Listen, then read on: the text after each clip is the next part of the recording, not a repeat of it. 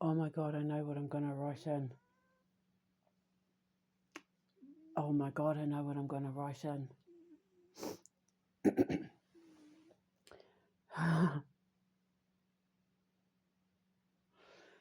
So there's a couple of events that happened to me in real life that I have witnesses to. My children were there, witnessed everything. My ex-husband was there. Even I call him his mistress, Andy, the one who stole the books with him, my books.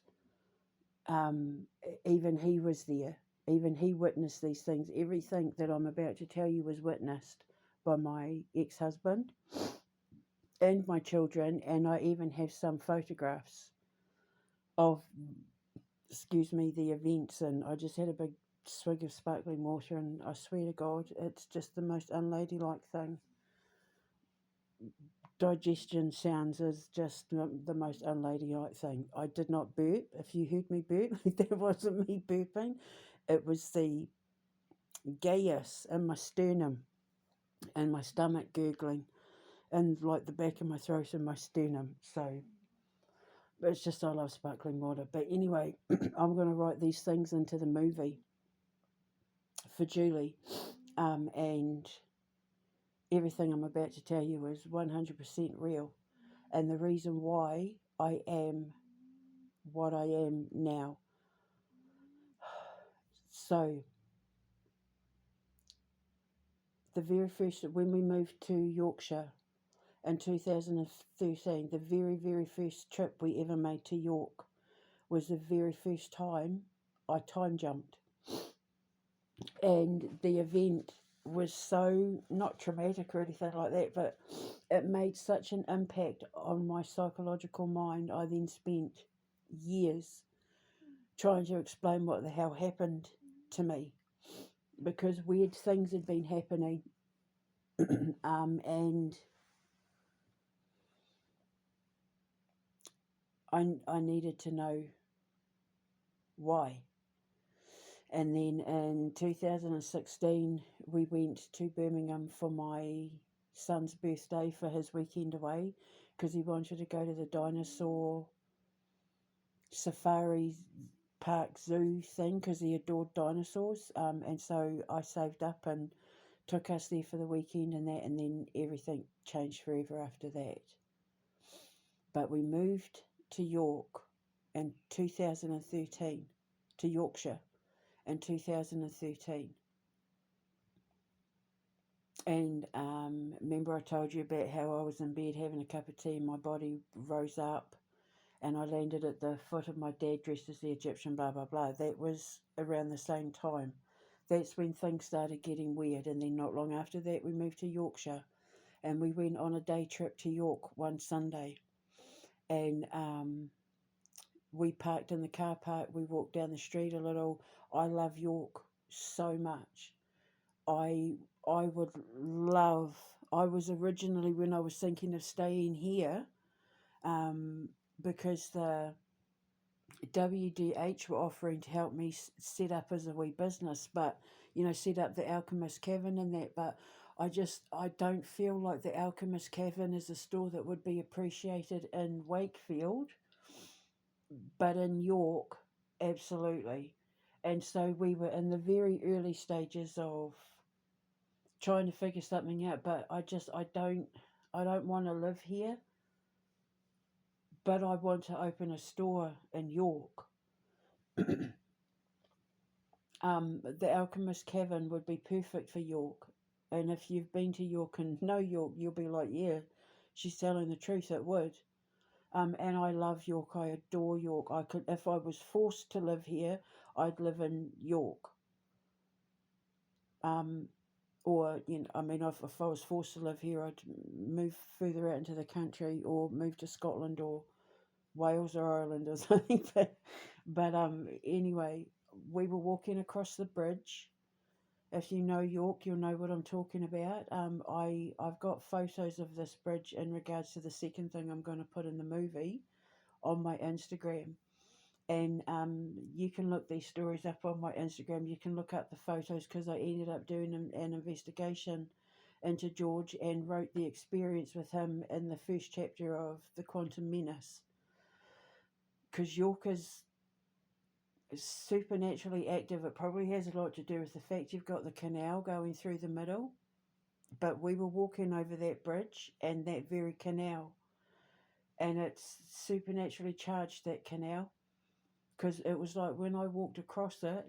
Do you remember in Back to the Future when the car zooms off and like it leaves that trail of fire and then he vanishes? Going across that bridge feels like that energetically.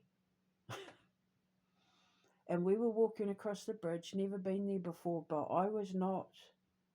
All I could see was like straw everywhere and markets, and there was someone selling rats, and there was someone selling like turnips, and it kind of just think of like Disney Christmas carol kind of thing, except more medieval.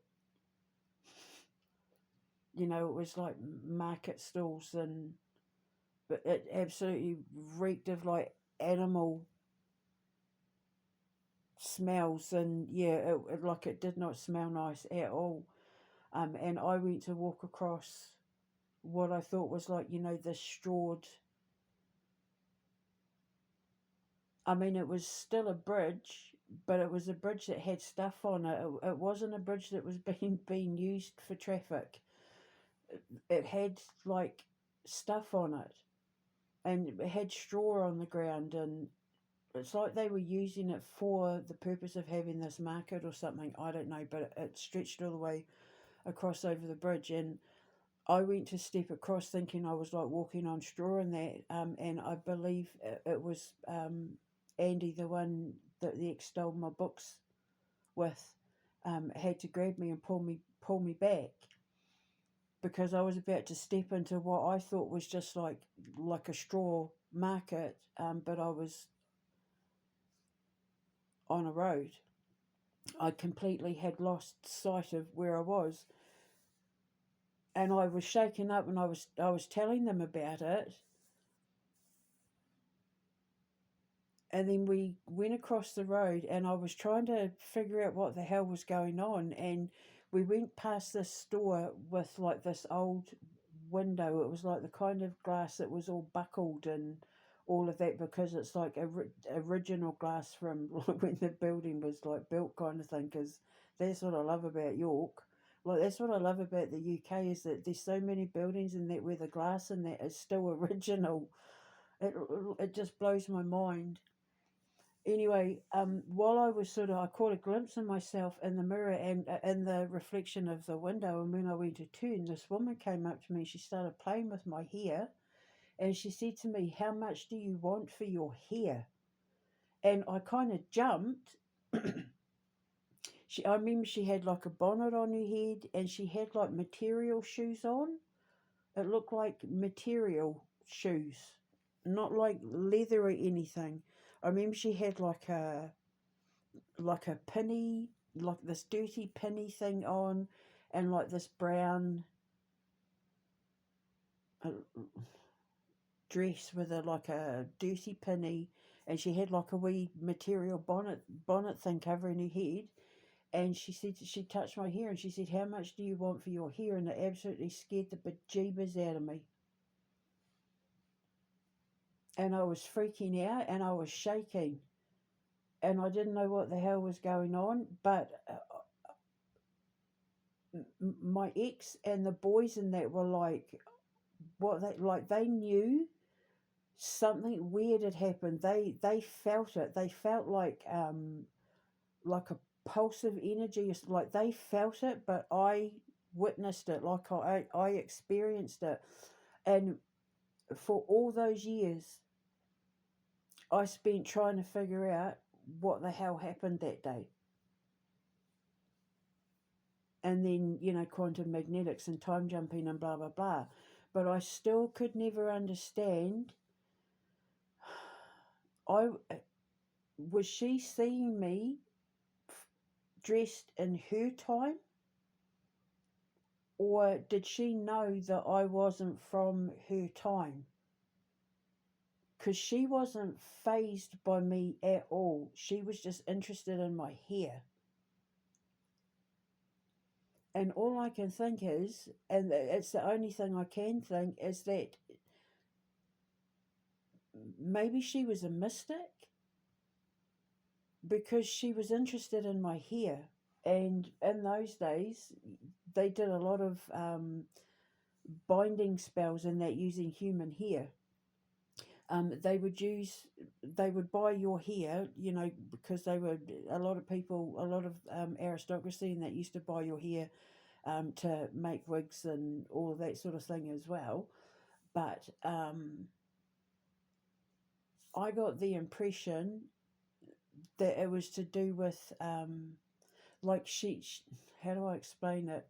She knew that I was something different, and if she could get my hair, she could use it for binding spells. Like, that's kind of how it felt. Kind of like Spiridon's hair from his tail. Like she knew it was time traveling hair or something. But everyone witnessed it, and everyone was like, what the hell just happened? Like, it wasn't like, um, look, we're really concerned about your mental health or anything like that. They experienced it too. They knew it too. They knew something big had happened too. Because we talked about it for years. So I'm going to write that in, where she's somewhere like in town and she's seen markets and all that sort of thing, just to give you an understanding, because this is how none of this stuff faced people back then. The mystical stuff and the spiritual stuff was completely normal. You know, the myths and folklores and wives' tales and all that sort of thing. Like, it was just, you know, they had their woodland fairies and their this fairies and that goblins and blah, blah, blah, like it was nothing. And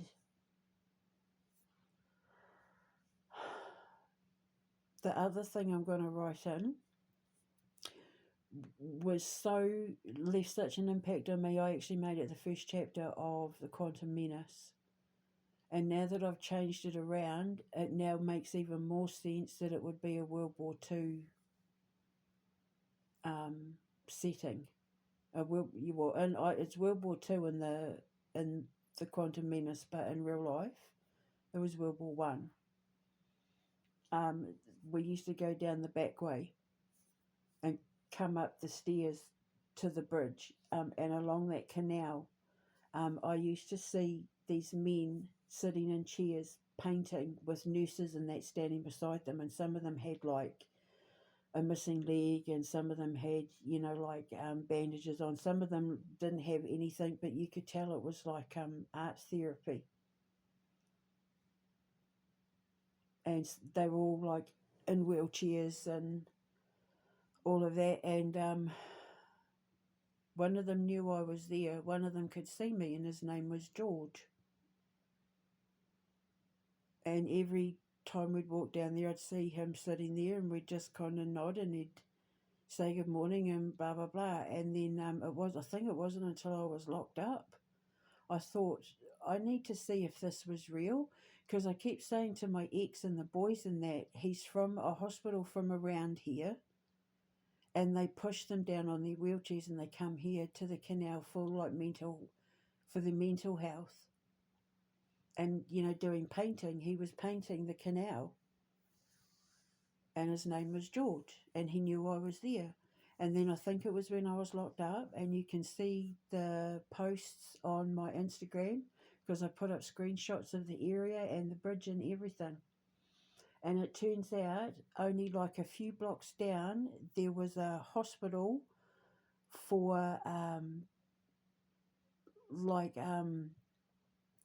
World War One soldiers for their mental health. It was like not a mental institute per se, although I think they called it back then, they called them asylums or mental hospitals or whatever, but it was for to help them recover from things like PTSD, like shell shock, it was called back then, and the recoveries from the injuries and that. It was like it was to help them. It wasn't like where I was locked up and the bit for the criminally insane next door, which was terrifying to be honest. And the Yorkshire Ripper wanted to go there, where they sent me. Can you believe that?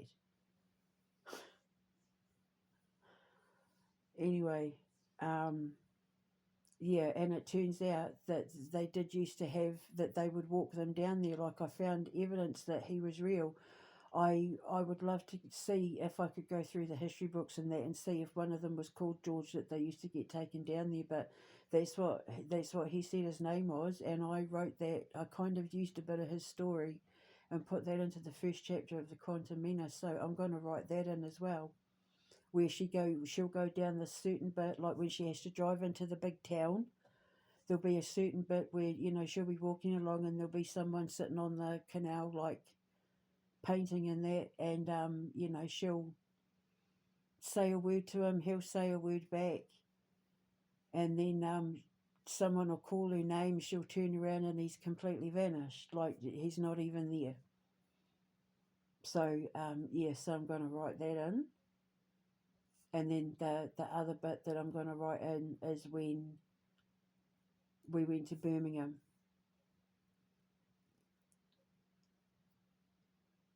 and the animals followed me everywhere I went. Everybody knew it. Everybody knew that those animals were reacting to our car.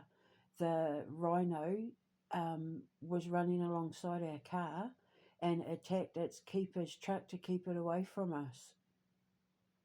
She said that they said that it was he was the rhino. I think it was a he was protective of the car, of our car. Like people couldn't get over it. They couldn't understand why the animals were reacting to us. All the big cats, when we were coming up the road and that, all the big cats were waiting and following our car. It was like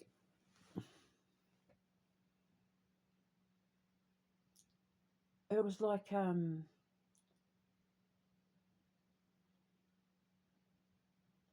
I don't know, I can't explain it. It's like they were all forming an animal procession or something. It was such an emotional, like all four of us that day knew that that event was something special. And then like payments for things that I bought didn't go out of my bank. There was such a high vibrational feeling that day that I was breaking electronic equipment, and I was buying things. I bought soft toys, like I bought souvenirs. I bought things. I bought like treats and food and that sort of thing. And some of the payments didn't go through because it was like the vibration was so high. I remember feeling like I felt it in my throat. I felt like I was being carried around by this energy in my throat that was so high vibrational. Everybody felt it. Everybody was like in an elevated mood. It was such a magical experience. And it was because it was like when we were driving through the animals,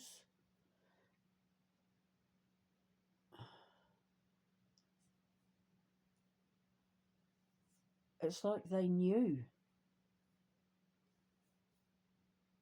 It's like they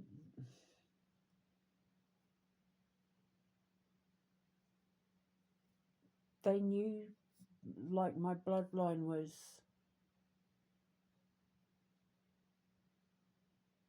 here to help them, or they knew that we were yeah, here for something big, which at the time I didn't understand because this was all new to me and a little bit terrifying. I was having experiences in that I didn't understand, but obviously, as time went on, it became quantum magnetics and the ascension sciences and occult physics and all that. Like it just but it's like they knew, and they were because the zookeeper, the safari keeper, said the rhino was protecting you. Because she was saying, like, don't panic, don't worry. And we were like, no, we're completely fine. She said it's like it's protecting you. They couldn't believe it. This rhino was trying to push the keeper's van out of the way to like clear the way and everything, and like ran right alongside like my side of the car and that, and yeah, it was just such an incredible experience. Well, I've got photos of those animals and that actual rhino running alongside the car and everything, and the big cats waiting at the very end of their enclosure and then following us along their enclosure like we were being given a um, entourage, or like they were like our bodyguard, not our bodyguards. I'm trying to think of the word, like our escorts. They were escorting us. We were being escorted by the animal kingdom. That's earth elemental. That's natural telepathy and all of that. That's earth elemental, which is what she is in the movie. So I'm going to write all of this stuff into the movie. Other than the time jumping stuff, I can guarantee there'll be a lot of people in Great Britain and Western Europe that'll go, well, that's like me. That's what I believe, or that's what I was told my family was, or we have fairies in our village and that too. Like there's going to be a lot of people, other than the time jumping stuff, the alchemy and that, the earth elemental stuff for sure, where they'll go, oh, she's just like me. And hopefully it'll wake them up. It'll wake these sleeping little buds and trees and flowers that have shut themselves down, that are too afraid to blossom and bloom. Hopefully it'll wake them up when they remember they're just like me. And when you're just like me and you have that incredible connection to nature, my God, does it take you on a ride. But it is so worth it. Because now I get to put all of this into incredible movies. One day people will be able to pick apart what really happened, and that really happened. See that, but that really happened. People are like, that didn't really happen. It did. You can even go to her website, or you can even go to it's even there. She's even got the photo, it's there. It really did happen. Oh my God, you're kidding. No, it did. Like, so, it's exciting. I mean, if you've got a story to tell, why not tell the full story? Just put it all out there. Because as far-fetched as a lot of this stuff sounds, it's like I said, the evidence speaks for itself. Now I have figured it all out. Now I understand why. I can teach it all. Because the supernatural is way cooler than the paranormal.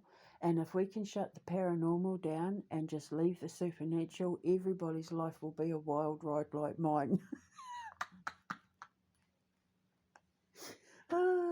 Except hopefully without the assassination attempts and stuff like that. But you have to make movies about my life. I've had so many things happen in my little 52 years. 52 years isn't long.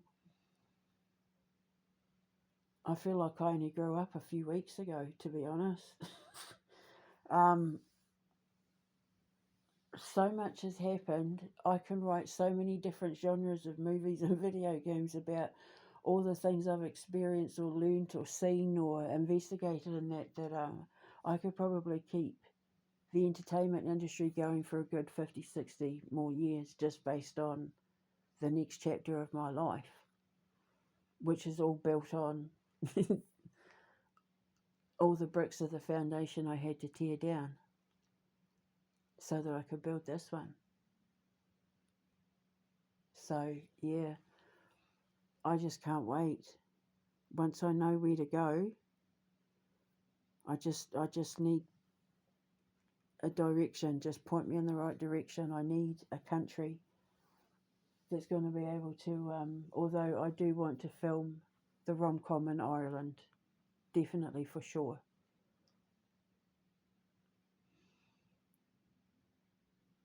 It, I can't think of any country that would suit this story more than Ireland. So, yeah, so then I need to find myself an Irish actress. I just need, I'm thinking maybe making him American or from London, because, I mean, it's like a 7-hour flight to New York, be only a couple of hours flight to London, so maybe make him like a Londoner, you know, like the highfalutin kind of big city kind of nice cars, nice watches, sort of good lifestyle kind of guy, and she's like the country bumpkin.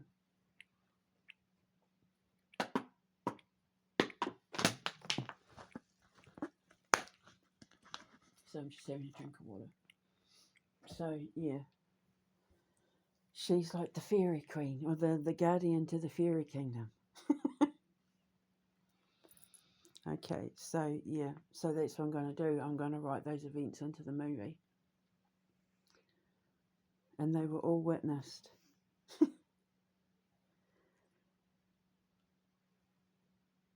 That's the thing with the supernatural.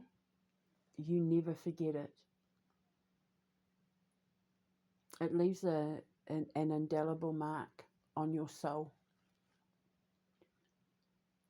When things have a supernatural experience, like when you experience something that's supernatural, it leaves a mark on your soul.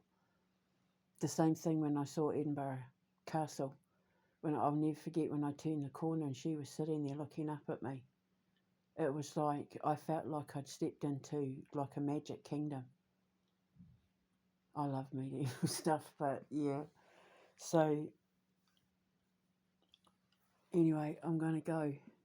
So that's pretty much the story written then, other than I got to do the dark bit with the German.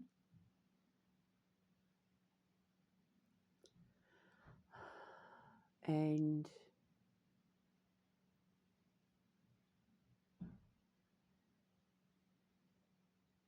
I think that's it. The dark bit.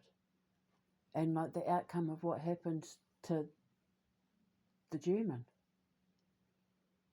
I mean, I know it ends up being all over the news. I know that there ends up being like a big trial and all that sort of thing, but I need to write, like, does he go to prison? Does he get extradited? I don't know. But yeah. So yeah, so I think that's it. I think I can tie the wee bow on that once I've oh no, I've still got to come up with the name of the fairies, the fairy folk, and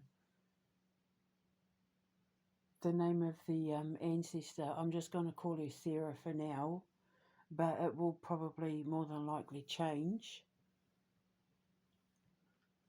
because Sarah's quite a common name for witches in movies. I'm pretty sure her name's even, is it Sarah? And Practical Magic. I'll think of a name, but I'll just call her Sarah for now. I need to come up with a name for her and the man, and the name of the fairies and that. Right, so I'm going to go. I'll speak to you later. Ka kite anō. Mwah.